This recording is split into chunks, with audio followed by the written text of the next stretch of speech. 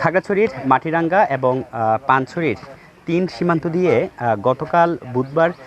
যে ভারতীয় নাগরিকদেরকে বাংলাদেশের ভিতরে পুশিং করা হয়েছে প্রায় ৮০ জনের মতো, তাদের বিষয়ে কিন্তু এখনও আমরা প্রশাসনের পক্ষ থেকে আনুষ্ঠানিকভাবে তাদের কি করা হচ্ছে সেই বিষয়ে কিন্তু আমরা কোনো ধরনের তথ্য এখনও পাইনি। আমরা এখন আছি যে দ্বিতীয় দিনের মতো আমরা এসেছি খাগড়াছড়ির পানছড়ি উপজেলার লোগাং সরকারি প্রাথমিক বিদ্যালয়, যেখানে হচ্ছে যে লোগাং সীমান্ত দিয়ে, অর্থাৎ ভারতের ওই পারে ত্রিপুরার রাজ্যের যে লোগাং সীমান্ত রয়েছে, বাংলাদেশের লোগাং এবং ওই পারে হচ্ছে ত্রিপুরা, সেই সীমান্ত দিয়ে যেসব ভারতীয় নাগরিক বলা হচ্ছে যারা বাংলাদেশের ভিতরে তাদেরকে পুশিং করা হয়েছে, সেসব নাগরিকদের কিন্তু এই বিদ্যালয়ের যে লোগাং বাজার সরকারি প্রাথমিক বিদ্যালয় রয়েছে সেই বিদ্যালয়ের কিন্তু একটি বিদ্যালয়ের একটি কক্ষে তাদেরকে কিন্তু রাখা হয়েছে। এবং আমরা স্থানীয়দের কাছ থেকে তথ্য পেয়েছি, সেই তথ্য মতো হচ্ছে এখানে প্রায় ৩০ জন নারী পুরুষ শিশুসহ প্রায় ৩০ জনের মতো এখানে কিন্তু ব্যক্তিরা রয়েছেন, যা ধারণা করা হচ্ছে তারা ভারতের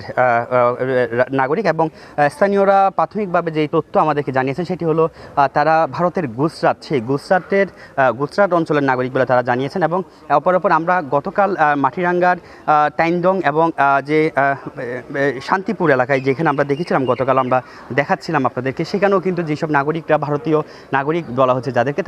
যারা এসেছিল তারাও কিন্তু গুজরাটের নাগরিক বলে আমরা প্রাথমিক যে তথ্য সেই তথ্য আমরা জানতে পেরেছি। তবে আমরা এই বিষয়ে আজ সকালেও জেলা প্রশাসনের সাথে, খাগড়াছড়ি জেলা প্রশাসনের সাথে আমরা কথা বলার চেষ্টা করেছি। খাগড়াছড়ির ভারপ্রাপ্ত জেলা প্রশাসক যিনি দায়িত্ব পালন করছেন নাজমুনারা সুলতানা, তার সাথে আমরা কথা বলেছি। তিনি বলছেন এখনও কিন্তু তাদের বিষয়ে তেমন কোনো আনুষ্ঠানিক সিদ্ধান্ত এখনও জানানোর মতো কোনো তথ্য আসেনি, তবে মানবিক দিক বিবেচনায় তাদের জন্য থাকা খাওয়ার ব্যবস্থা সেটি করা হচ্ছে এবং সিদ্ধান্ত আসার পরে সেই বিষয়ে সিদ্ধান্ত জানানো হবে। এবং আরেকটি তথ্য আমরা তাদের থেকে জানার চেষ্টা করেছি, সেটি হলো যেহেতু সীমান্ত এলাকায় পুশিং চলছে, অর্থাৎ আবার অনেকেই দাবি করছেন সীমান্তের ওই পারে আরও লোকজন আছে এবং তারা আসতে পারে, এমন